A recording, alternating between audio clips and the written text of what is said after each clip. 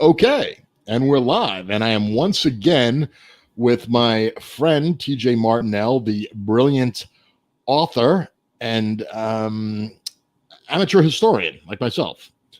And we are going to be discussing the memoir of Ernst Junger. I hope I'm pronouncing his name correctly, who was an officer who served on the Western Front during World War I. Now, this is a book I've been wanting to read for a while because a lot of people have been talking about it, and I have not yet to read it, but I will. And I kind of want to know what the buzz is about it. So I brought TJ on because he was one of the first people, I think, in my Twitter feed that had been kind of talking about this book, saying, check it out. And several other people on the Twitter feed have too.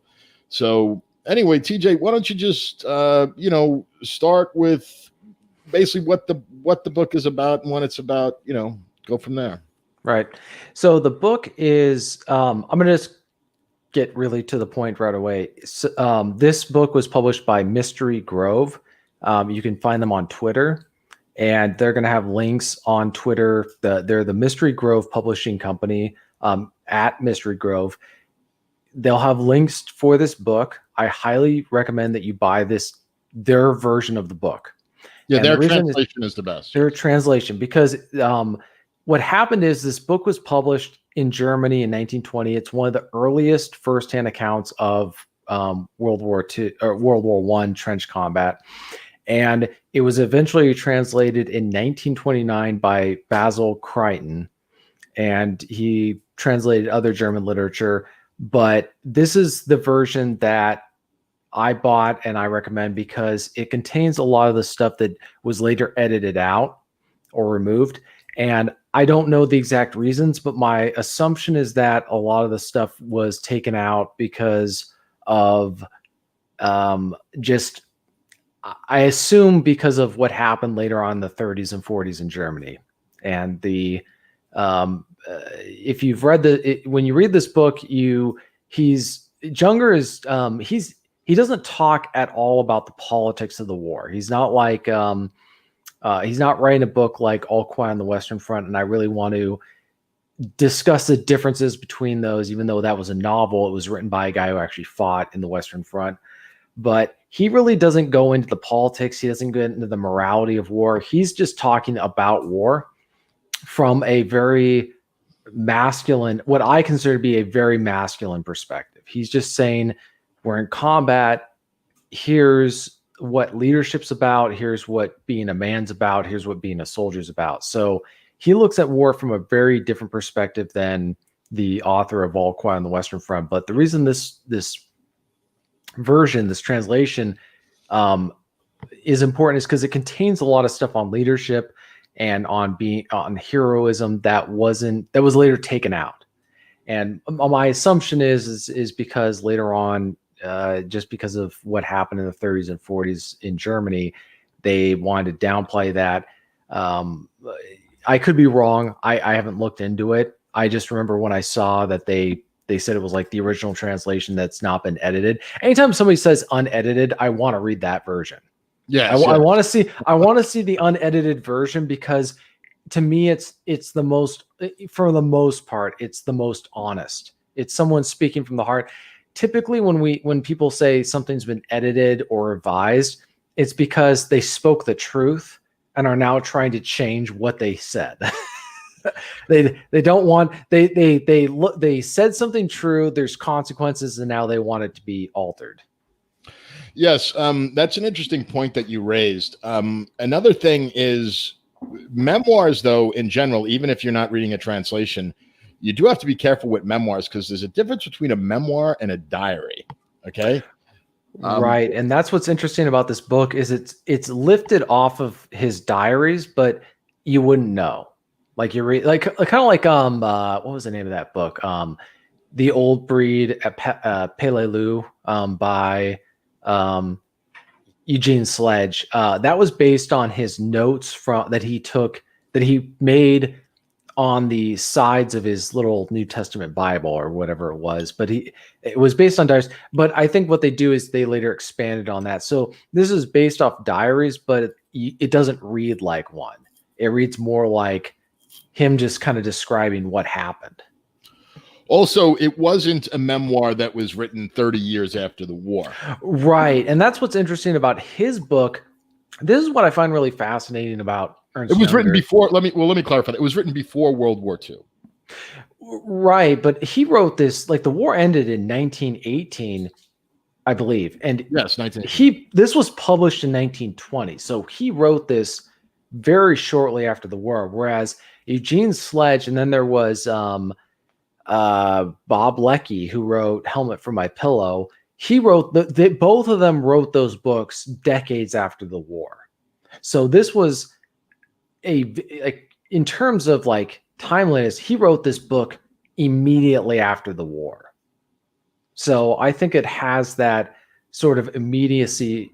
That's another reason why I was so fascinated with this book, is because it was written so early on. As in contrast, All Quiet on the Western Front was written in the late 20s, I believe, and the film version, which I have a copy of, came out in the early 30s. It was an early. I never saw the film. It's any good. I never saw the film. It's a good film. As far as like what it's doing, what it's trying to do is it's an anti-war film. And I think that there's some merit to it. There's some people who are critical of just the book or the story itself. They feel like it's too, how can I put it? The same people who don't like that book would love Storm of Steel.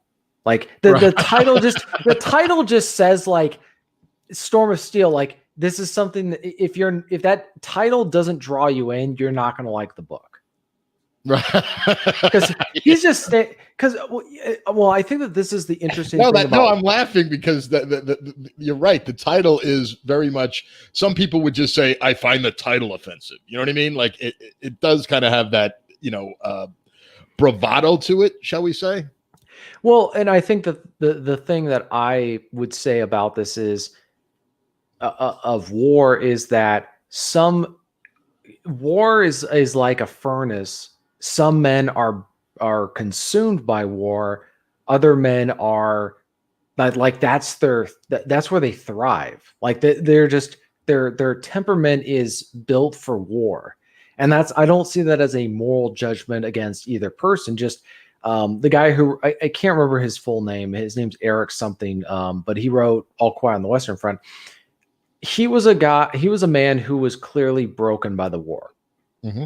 And he wrote about that. And in fairness, most people who experience prolonged combat are broken to varying degrees. Right. To varying degrees.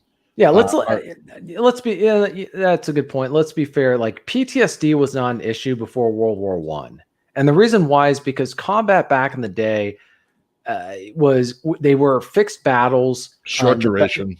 Well, I was watching the film Cromwell, and yes, I understand people say it's not historically accurate. I get that part, but like the literal battle tactics stuff part is accurate, where the two sides would come together and they would say, "What time should we start this battle?"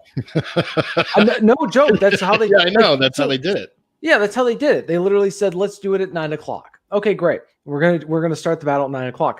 Everything was determined in advance. It was very planned, anticipated, and the battles were also very. It was like clear. Like you. Also, there was no night. There was no night fighting.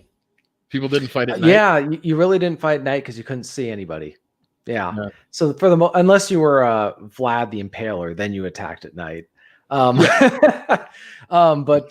actually, there was some. Well, didn't George Washington do that shit, or really early morning before the sun? Oh yeah, Christmas Day. Yeah. It's an American tradition. Yeah, it's yeah. So hey, that's his words, not mine. Anyway, yeah, exactly. So the whole thing was that it didn't cause like sudden shock back in in like the Civil War and other types of wars. You knew when the battle was going to start.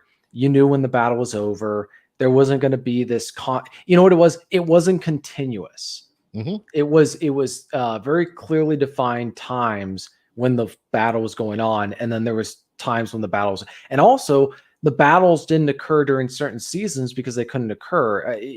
During the Civil War, you couldn't have battles at certain times of the year because you just couldn't move armies around. So the weather used to really prevent combat during certain times of the year. But with modern technology at the time in World War One, you could have continuous bombardment of a position all day, every day, through the night.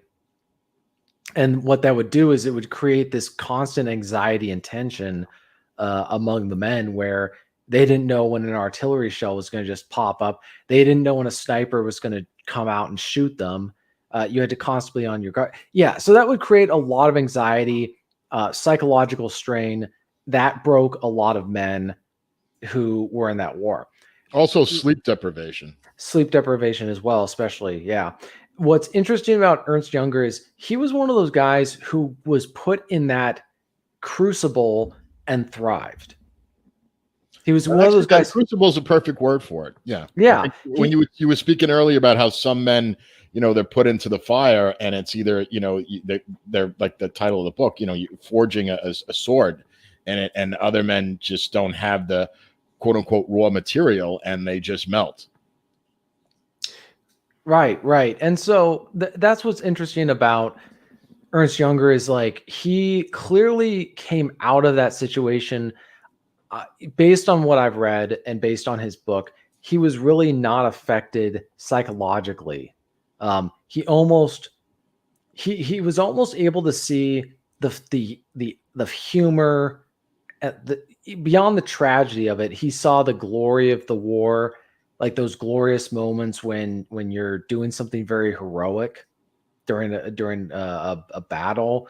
Mm-hmm. There's scenes that are kind of funny. Like there's I'll give away part of the book. There's this one time he was charging during a battle, and he realized that he had put on, because it was during the winter, I think he had put on a British greatcoat because he was cold and that's all he had.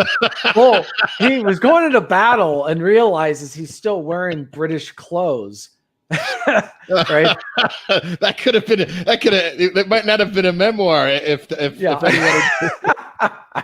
Yeah, so I remember, and he even writes about that in kind of a humorous way. Like he discovers halfway through his charge that he's wearing this British clothes. So like he just wasn't. He doesn't write cynically about the war.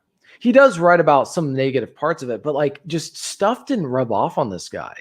Like the some of the horrors or some of the hardships and deprivations, like didn't. I genuinely think there's certain types of men where deprivation doesn't bother them, hardship doesn't bother them, not all the different stuff. What bothers them is almost more of a life spent in boredom. Like for guys like him, I would wager the worst fate is a life of boredom and like nothing exciting. Mm-hmm. So at least for him, I don't know. Maybe I'm reading a little bit too much into his personality, but for him, it seems like this was the other thing was he's clearly a leader of men. Like you read his exploits. Okay, can I stop you there? Now, from what little I know about Ernst Jünger, he came from a wealthy family and he actually volunteered and went in as an enlisted man. Is that correct? I believe so. Yes. Let me check. Yes, he came from an affluent upbringing and sought adventure. I'm reading from his Wikipedia.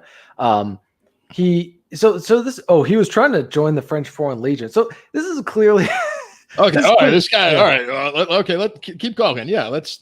Like I said, I don't know if we briefly talked before. Yeah, and I have not read this, guys. TJ has, and a million other people. And why I'm doing this is because I will read it. But this is the first time for me where I'm interviewing someone about a book I have not read. So I'm like the audience, most of the audience. I have not read the book, but keep going. Yeah, he was. He clearly was a man who wanted adventure and was not interested in living a comfortable, like aristocratic kind of life. I mean, I don't know how wealthy his family was, but I know he did come from wealth.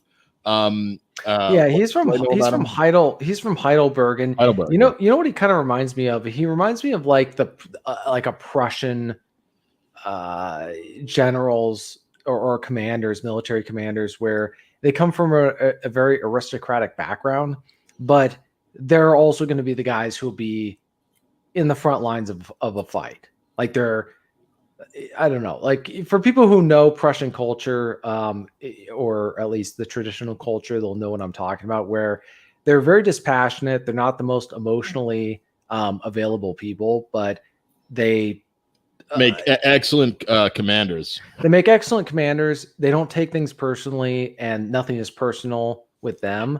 And they are just not afraid of stuff.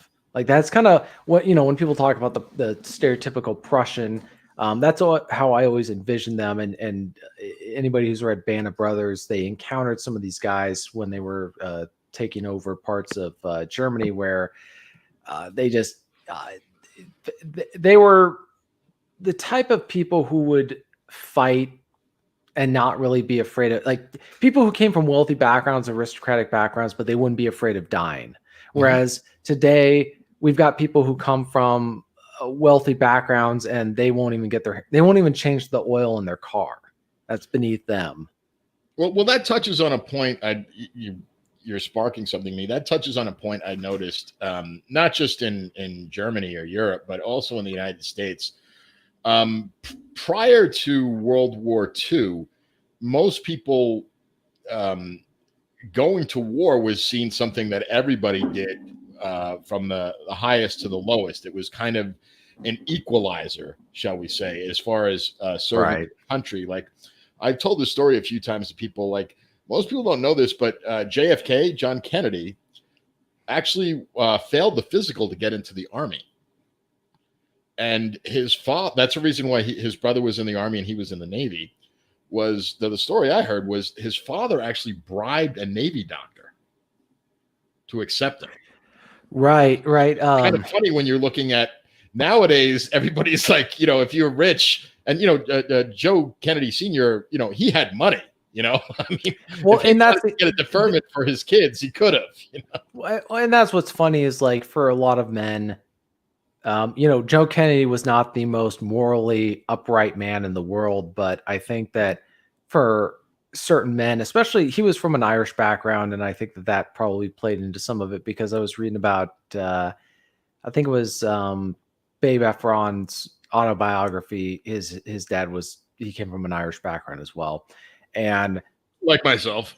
You're right. And his dad basically said the night of Pearl Harbor, when news came out, which was just yesterday, the anniversary, his dad called all of his kids down, like his sons who were of age, and said, you're not going to be cowards. You're not going to avoid this fight. You're not going to avoid this war. You're going to go enlist and all that kind of stuff. So I think that either that, or I don't want to get too cynical, without doing further research, but I wonder if I just think back then, at that time, there was a sense of shame if you were a man and you didn't go. Mm-hmm. I was just reading a book, not to sidetrack too much, but I was reading. That's okay. We'll come full circle. Yeah, I was reading a book about William Marshall and the Third Crusade, which was called during his lifetime, and according to what I read, the religious fervor was so great that if you were a man who didn't take up the cross, quote unquote, that means that you would pledge to go fight for the Crusades, that you were suspect. Like there's something wrong with you. So it was, I mean, that's how they were able to get a lot of men to go fight, is like this sense of like, well, why aren't you going? What's stopping you? And this was among a lot of the aristocrats as well. I mean, people don't really seem to realize this, but the Crusades were, many of the Crusades were fought by and led by the aristocracies in combat. So that definitely played a part in that kind of stuff. The same thing in World War II, where Teddy Roosevelt's son, he wasn't, I don't think he was crippled, but he had a cane, but he insisted on being on the beaches on D-Day. I didn't know that. Yeah, he was not content to just be on the ship. He said, "I need to go in with my men." So I think that that probably played a role with Kennedy getting his son on. It's like you know, and probably because JFK was so young, it's like he didn't want to be the one guy back home. No man wanted to be the 4F. Like there may be plenty of girls around. They're not going to be thinking about you. They're going to be thinking about the guy who's not the 4F, right? Yeah. They're going to be pining. That's not a great pickup line. Well, why aren't you out fighting? I didn't qualify because of bad health. Well, that's not going to. Yeah, talking about lowering your sexual market value. Yeah. I mean that's like the ultimate. I mean, it's funny. You it made me think of something when I heard that soldiers, when they were on leave, like the soldiers that were under General Bradley and the soldiers that were under Patton, the soldiers that were under Bradley, he was a division general, right? Or was he an army general? And, he was Army. But they would say that they were the Omar Bradley guys would say that they were under Patton because they were more likely to get laid. True story. Well, it's funny because Patton was like, I mean, his exploits were famous to this day. What he did, right? The way he would, right? He turned around a whole army in a day, and everybody said, "You can't do that." He goes, "Sure, I can." Yeah, he was. Yeah. As a side, I was reading his a book on him, and the moment he heard that there was a German, like reports of German activity in the Ardennes, he immediately ordered his staff to start planning to move the entire army up north. And they were like, "No, we can't." He's like, "Yeah, we can." Yeah. Like, you can't do that. He's like, "Really?"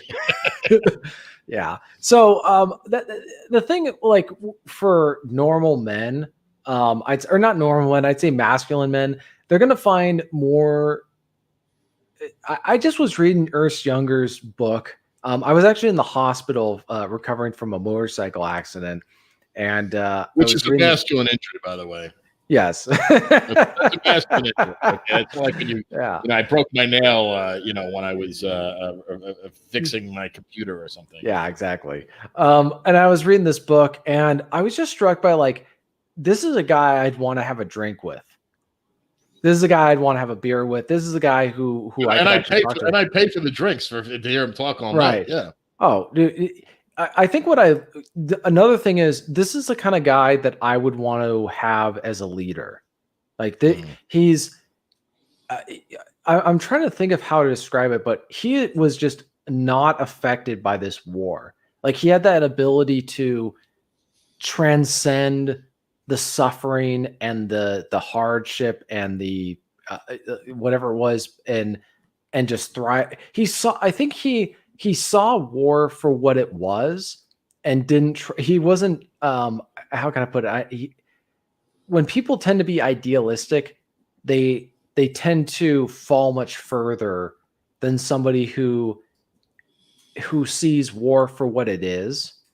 And I think that was probably what All Quiet on the Western Front reflected was, for people who've read that book, the recruits march off to go fight. They have this very romantic view of the war. They think it's going to be a certain way, and it turns out to be completely the opposite. And because their expectations were so much higher, the disappointment reflects in the bitterness of that book. I think that Eric was probably one of those guys. Whereas I don't think Ernst Junger ever had any he didn't have any illusions about war. He understood what it was. And he also understood that war is an opportunity for men to prove themselves and prove their courage and prove their ability to lead, their ability to endure hardship and whatever it was. Whereas Eric, I don't think he had that quite within him. And so that's what I liked about Junger's book, Storm of Steel, is he walks away from this war with his soul intact. That's a good way to describe it. There's no part of it where he says, like this, he's just, I like, you read the book, there's no parts where he laments. There's no parts where he's complaining. There's no parts where he's trying to like he's trying to come up with like a philosophical view of the war. He just views war as a conflict where men, and this is a conclusion I'm coming to on a lot of stuff, where conflict and war reveal what the kind of a man, what type of man he truly is. Like, what kind of a man you truly are is shown in combat.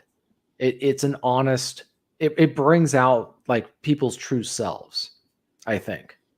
And that's where guys like him are showing that I don't know. Like I've never been in combat. I've talked with a lot of soldiers and vets over the years. And it's like when you're in life and death situations, there's no lying or just you can't pretend to be something you're not, I guess is the way to put it. That's interesting observation there. Like it shows your real self and magnifies it. Would you agree with that summation? Yeah. And so there's some men who do really well in war. They're just built for it. And they're not always the guys that, and this is what's really fascinating. They're not necessarily the type of men that in peacetime you would assume are the killers. Some of them are. They're the fighter types. They just love fighting. But let me just draw a distinction there, because Ernst Jünger, like from what I understand, I mean, I haven't read his memoir yet, but I did read a little bit about him. He went in as an enlisted guy, so he got to see the war both as a grunt, and he also got to see it as and also as an officer, where he's a leader of men. Right. So, and that's doesn't happen. Yeah, and that's what's really fascinating is like for a man to go through his experiences, because he was at the Somme, Battle of the Somme, and he was wounded numerous times. Yeah, I think he was wounded in his first Champagne, I think. Yeah, and he was just completely unfazed. He's if I was going to describe him, it would be unfazed. He was unfazed by the stuff that happened, and he wasn't broken because the other thing to add is that he was on the side of the war that lost, and he was also a stormtrooper. So for people who don't know, when Germany was struggling during the war, they came up with the concept of a stormtrooper, and they proved very effective at basically breaking the static trench warfare, and creating breaches. Yeah. Right. And frankly, I'm of the opinion, and other people are, that if the United States had not entered into the war, the stormtroopers and the Germans would have won that war based on some of these tactics. So for him to have gone through all that and then watch his country lose the war, for a lot of people that would break a man. Like to see you spent these pivotal years of your life suffering, going through hardship, fighting, killing, seeing people be killed, almost seeing victory and then having it snatched away from you. That can break a lot of people. But yeah. Ernst was not broken by that. And I think that says something about him. The character of the man. Yeah, it's like, he talks about Storm of Steel. I would almost say that he had a heart of steel, and not in a bad way, but like just impervious to like almost a will of steel, if that makes sense. Yes, it does. That's actually a good phrase. And could you tell us, do the memoirs give you any insight into, like you said, he kind of writes very dispassionately. That's kind of the theme of it. But did he have any nationalistic views of why, like, he didn't necessarily have a romantic view of the war, but he did at some level view it as an obligation, from what little I know of the man. So yeah, I didn't really, if he did talk about nationalistic stuff or like national reasons for fighting, I didn't really read it. Mind you, I was in the hospital, so you I was were a little up. I was on pain medication as well for my motorcycle wounds were not minor. I'll put it that way. So I don't remember that part. I just remember him writing about like moments where there's almost this like this romantic, poetic moments of combat, like where. And I haven't, again, I have not experienced combat myself, but like for men who have, they know what those moments are like, where it's almost a beautiful moment because you're experiencing something that's only possible in combat. It's like tapping into a part of you and who you are, and that's the only times when that's possible. And I think that this kind of speaks to the view of war and combat that his perspective provides that others don't, like the kind of the pacifistic anti-war people. They are of the opinion that war reveals, as I was saying, reveals character, but it also allows people to truly know who they are inside and prove themselves to themselves. So if you were a man like him, who I'm assuming when this guy came back from the war, he's like, I know who I am. I don't need to prove myself to anybody. I've fought. I've seen death. I've had to kill. When the moment of truth arrived, I've been wounded several times in his case. Yeah, and when the moment of truth arrived, I didn't run away from the fight. I went into it and came out, as best you could. It's like you don't have to explain yourself to anybody, and that gives you kind of a sense of stability and identity. Whereas a lot of men today, I think the reason they struggle is because they really don't know. They don't know for certain how they would behave in a crisis like that or in combat. Well, I think that, yes, that's very true. So I think it's important that younger men read this book or books like it to try to get insights into that, because modern men, especially young men today, don't get opportunities like that anymore, or rarely do, to really find out, who they are.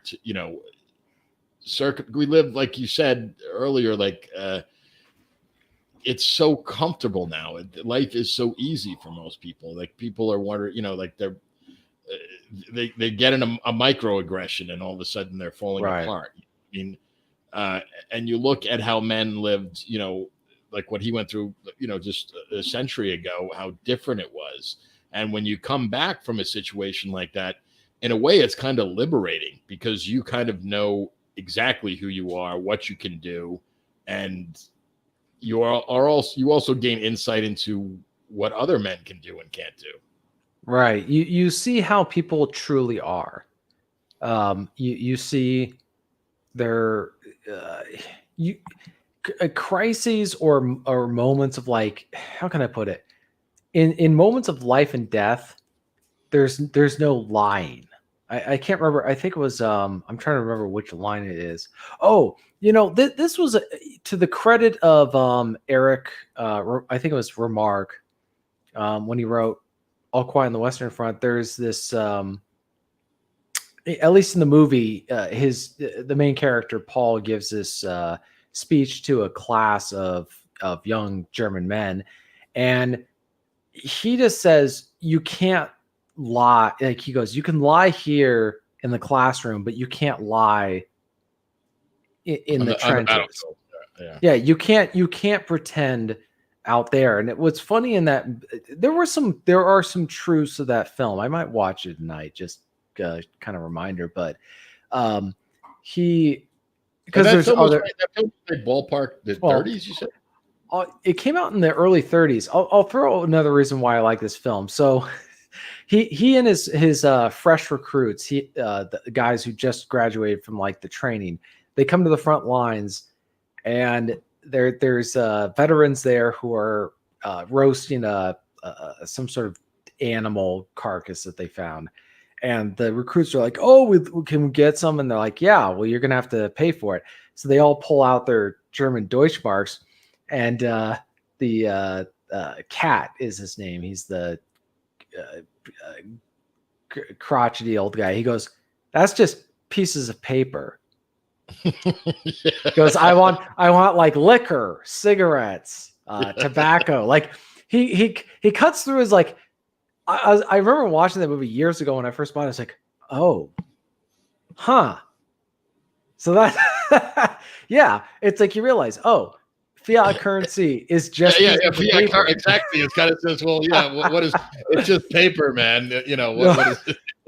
Well, it really got me thinking into like, what is money?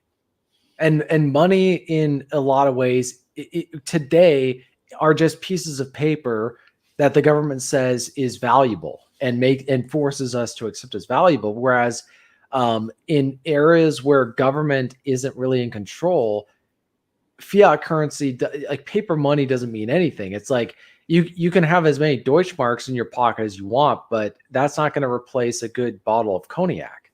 Right. Like that's going to be the one that a soldier on the field. Or just really just a good cut of steak, Yeah. Well, food. Yeah, exactly. It's like to sidetrack just a little bit on this one. I was thinking about this because I've been trying to find this book. I gave it to a friend, and I've been trying to track down a copy on Amazon. Oh, by the way, never lend books to friends that you expect to get back, because you won't. I've learned this from past. Yeah, I agree. It's a book on the polar bear expedition during the Russian Civil War. So when Americans sent troops over into northern Russia, and there was this eventually there was this point where they just realized we're pulling our troops out. So the Americans were having to abandon their positions. Well, they were faced with this situation of like, they had to go a very long way on dog sleds. And so the question was, what were you going to take with you? There were some who just stocked their sled with gold, as much gold as they possibly could, right? Because they had access to a lot of places where there was a lot of wealth just lying around. People had left their homes or whatever, but tons of gold. Other guys stocked their sleds full of food, just as much food as they could carry. And so as they were going on their journey, some of the men ran out of food and needed to use the gold or whatever they had to buy food. And there was this, apparently years after the war had ended, there was this guy who had gotten basically gotten another guy's gold, like all of his gold. And he had it in a locker somewhere. And he had no idea what to do with it because he didn't really feel like he deserved it, because he didn't really feel like the other soldier deserved it. But it raised the question of like the value of stuff. And it's all circumstantial. If you're in northern Russia, food is more valuable than gold. Cannot feed you or keep you warm, right? Right. Yeah. It has no utility, shall we say. Well, yeah, exactly. That's the key thing about like the classical definition of money is that it has to have a value or purpose beyond just money. Because if it doesn't, then it's not real money. Because then it doesn't have any value. So money throughout history, like silver and gold and whatever, maybe it was scarcity, or I can't remember whatever the. It was. There was a limited fixed quantity of it, unlike paper where you can just keep making it. Right. So going back to All Quiet on the Western Front, the part of it was that the main character Paul is describing about how you can't pretend to be a brave man and a courageous man on the front lines if you're not. And the example is the postman who becomes their drill instructor, and he's this very fearsome guy in the training grounds. Well, when it comes to actual combat, he's a complete coward. Mm-hmm. And so he becomes very cynical about seeing that. Whereas I would be very curious to ask Ernst Younger, like, did he see any moments like that where just like there were opportunities for him to become cynical, and he chose not to be cynical. He chose instead to not be affected by what he saw, that would have made him more pessimistic. I think I'm wondering if that's part of it, or if he had appropriate expectations going into this war. And that's where I'd be very fascinated to read more about him or figure out more like what was his attitude going into war? Was he expecting it to be exactly what it was, or did he just say, I don't know, we'll see? I would guess the latter, only because, just to be realistic, there was no way to fathom anyone who had combat what was like. Also in World War One, it was the first time they started using chemical weapons. I believe it was the first time they ever used a tank. I mean, there was just things like that never really existed before, and it was also the first time that I think you had long-term stalemated entrenched warfare. So I don't know how anyone could have accurate. I think it was just more like he didn't know. I mean, that seems most likely to me. Yeah, I think that's probably true. I mean, World War One really was a pivotal shift away from the pitched battles and the romantic view that many had of combat. Where if you were going to die, it was the charge of the Light Brigade. Yeah, it was the charge of the Light Brigade, or you'd have these moments to prove valor and all this kind of stuff. Instead, you had continuous bombardments and people died. Very unromantic, not unceremonial deaths. So, like, there's nothing romantic about gas attacks or like the tank or something like that. And so that really disillusioned a lot of men as well, because of what they were told going off into this war was, oh, you're going to fight for your country and the war is going to be over in a month. And frankly, it would have been over in a month if the Germans had actually listened to von gosh, I can never pronounce his name. Belgium, is that the thing? Yeah, he said, keep the right flank strong. Like those were his dying words. Von Schlieffen, he came up with that plan to invade France through Belgium, but his whole thing was like, you got to keep the right strong. And they ended up breaking that flank off. And then the British arrived and held them off at the Battle of Marne. So, like, World War One could have theoretically ended in a month. Honestly, we've done podcasts on pivotal battles. I think that one would have been probably one of the most important and unspoken, because World War One just completely. I think that if history survives beyond a certain point, people will look back and say that World War One was the death of Western civilization. Yeah, I remember reading someone describing World War One as the first Great Brothers War. As far as, because Western civilization was pretty much destroyed itself. Well, you had like the English, the French, and all these other countries they were very wealthy countries, and they bankrupted themselves in that conflict. Millions of men died in these areas. There's parts of France that are still uninhabitable because of the amount of artillery shells and lead that's in the ground. Yeah. I was reading the article about that. And something, one of the things I remember reading about World War One, this was many years ago, this might have been when I was in college, back in the 90s, that they had created such strong pillboxes in World War One that the artillery couldn't keep up with. So literally you could have a direct hit pillbox and it would still be standing. Right. And so the artillery was just constant, never ending, right. But so unless you were out taking a leak or whatever, so yeah, that makes sense. Another thing about the French, from what I understand, I believe the French, though technically the victors in the war, suffered the most as far as casualties. Yeah. And the thing about World War was pretty much at least the men of that generation was pretty much like almost wiped out. Well, and it wasn't just the number of people killed. It was the way that they were dying. They were dying in massed waves, in with no like discernible, like there was no purpose for them dying. They were being sent into no man's land to just get killed when they had no chance of getting. At the Battle of Somme on the first day, the slaughter was so bad, the Germans stopped shooting. They gave up because they were killed. You had a couple of gunners just mowing down entire battalions. And it's like at that point, the human in you is saying this has got to stop. And how many people can you turn into a hamburger before it starts to affect your humanity? Well, and also it's like, at what point do you just look at the other side and like, how many more people have to die to prove a point? Mm-hmm.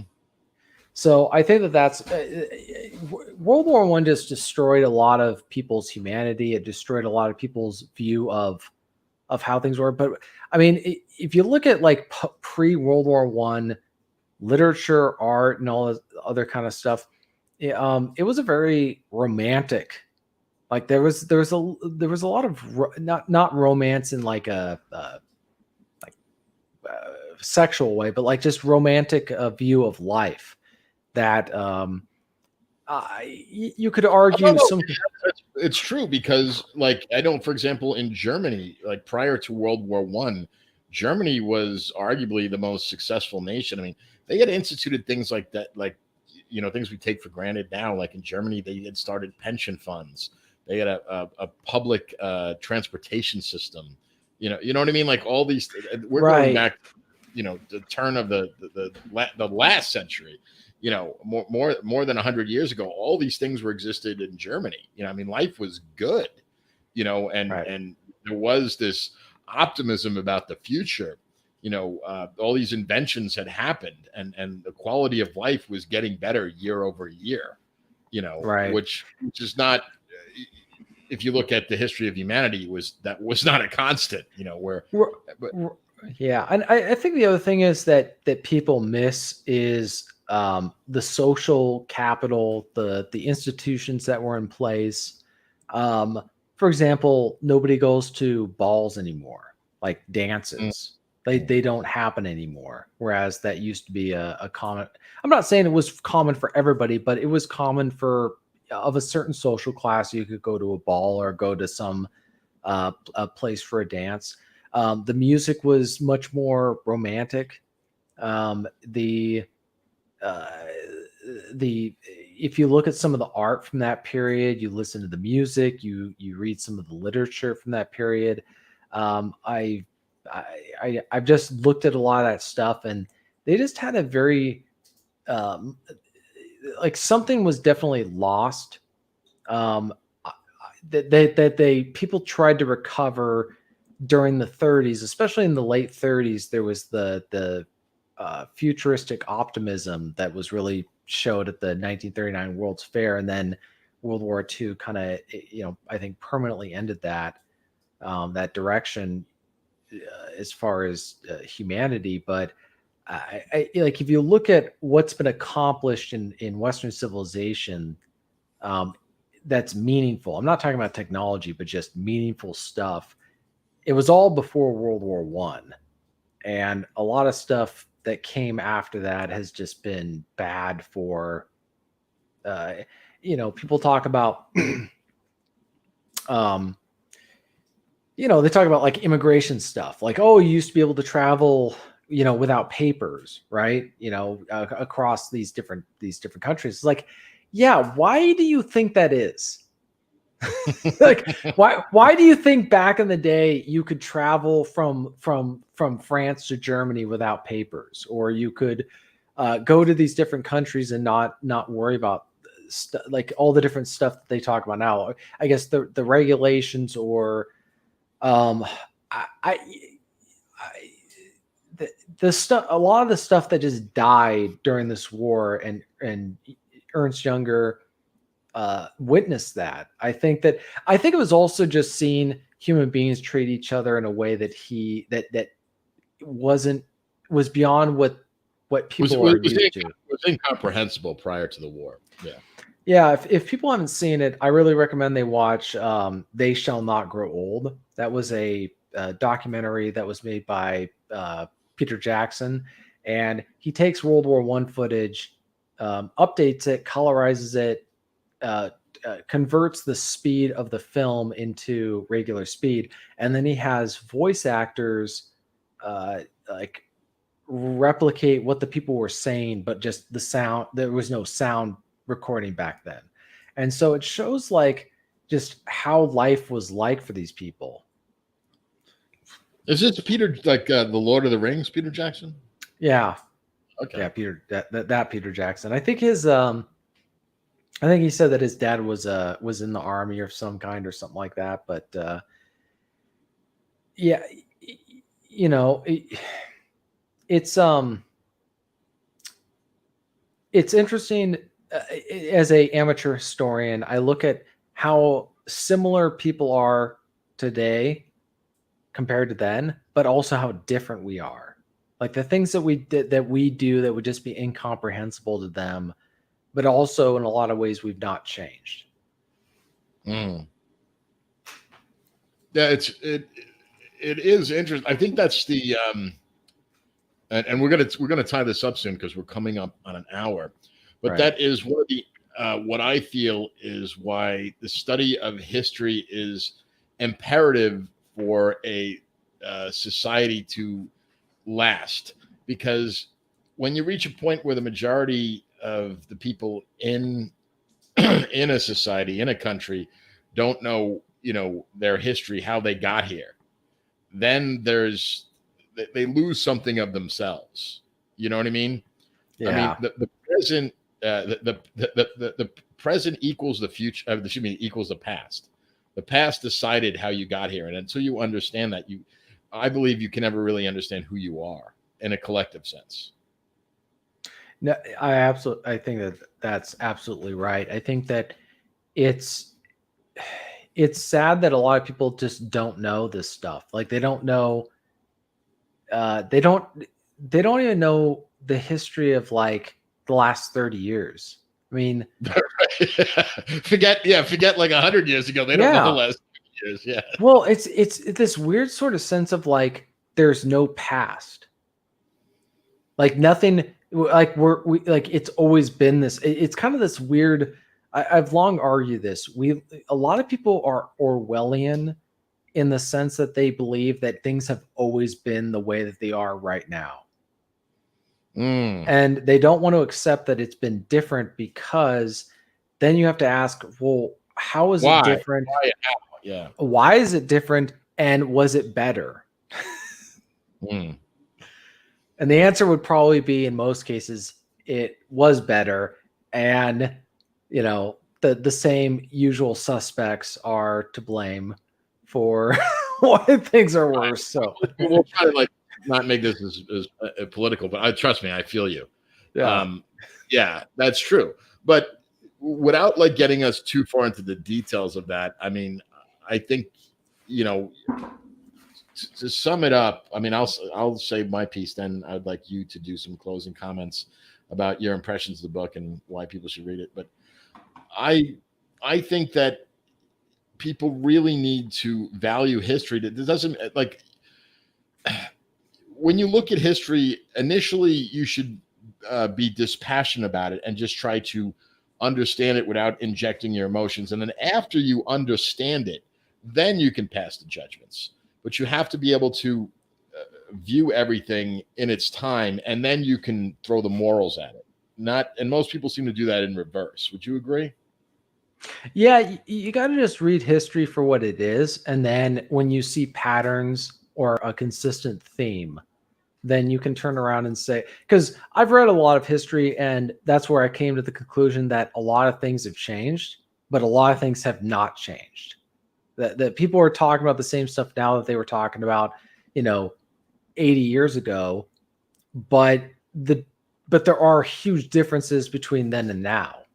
And so Albert Ghost is being a little dickish there. Society must never forget the history of OnlyFans. Yeah, I think you're kind of proving our point there, buddy. But yeah, I think that's a problem. Like, I think that when you talk about history today, they could probably tell you about who is the biggest star on OnlyFans, but they can't tell you about they can't tell you about we got here. The thing I would say about that also is people who don't know history are easier to control than those who do, because those who know history can recognize the same, like they see the same behavior in, for example, like people who know history are able to anticipate, or they can perceive when something that already occurred, like they recognize the conditions in which certain things occur. Like I know, having read history, when another world war type situation would occur. You just look at the same patterns of behavior, but also if there's going to be another Caesar coming into power, not in Rome, but let's say in America, I know what the conditions are going to look like.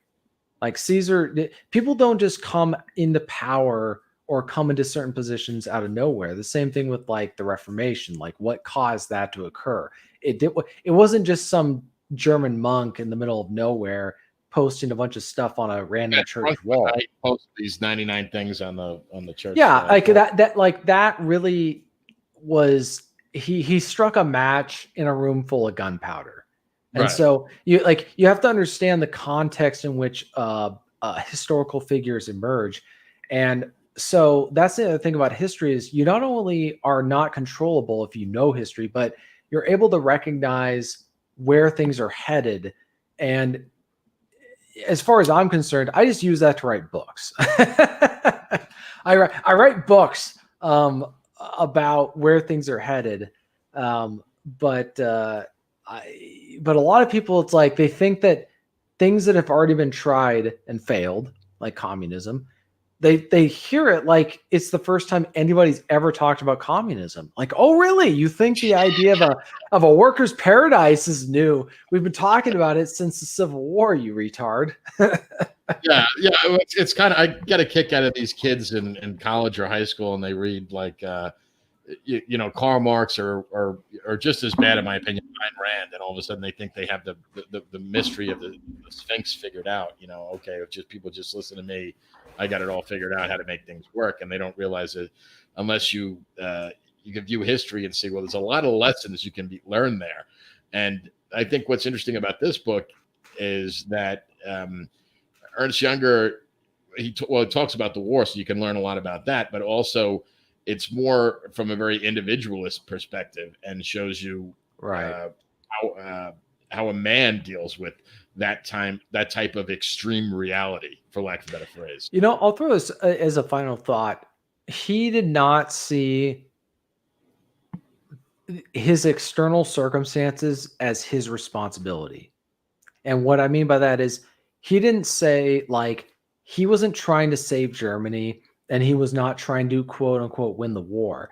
He saw it as the war as a at least my interpretation was, he saw the war as a context for him to be who he was and do what he was meant to do. Like, he didn't blame himself for the war losing. He didn't identify with that at all.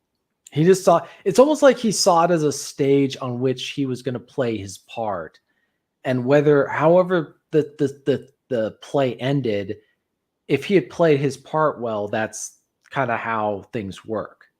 I think that's a very interesting and I think almost healthier way to view things, where you don't see yourself as responsible for what you don't have control over, because he didn't get to control whether or not the United States was going to get involved in the war, or whether the German high command was going to do the right thing in certain battles or whatever, that kind of stuff. It's like, what did he do his part? Was he brave when he needed to be? Did he show leadership when he needed to be? Then he had nothing to be ashamed of.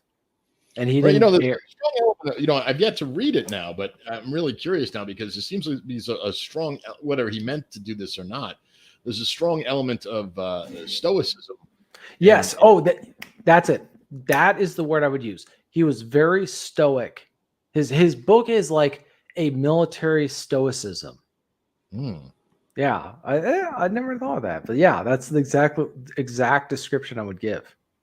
All right. Well, now I really got to read it. But all right, so we're up on the hour mark here, and I want you just to say which version they should read and why, and then after that, tell people where they can find you and your works. Yeah. So the version I read, go to @MysteryGrove on Twitter. They're going to have the link to the book in their like main section. It's Storm of Steel. It's the 1929 English version, and it was translated by Basil Crichton. So you'll see it. It has the cover has a guy wearing a gas mask or whatever. So you'll know which one it. You just look for the author name and then the translator. So that's the version I got, and this is the one I recommend. Okay, and now you can find my books and all my stuff at tjmartinell.com. Okay, and as well as some of your shorter works can be found at Terror House Meg, and just gotta throw it out there. They're coming out with a short story I wrote for Christmas, December 22nd. And it's one of my favorites, so you got to read it. You didn't tell me that one was coming. All right, well, good. Well, everybody, thank you for tuning in. I hope you enjoyed this. Once again, a discussion with TJ Martinell, somewhat about war, but not really. I mean, we touched on a lot of stuff, but it wasn't a battle per se. But check out the memoir, Storm of Steel, from Mystery Grove Publishing. And that's all for now. Please like, comment, and subscribe. Everybody, have a good one and take care.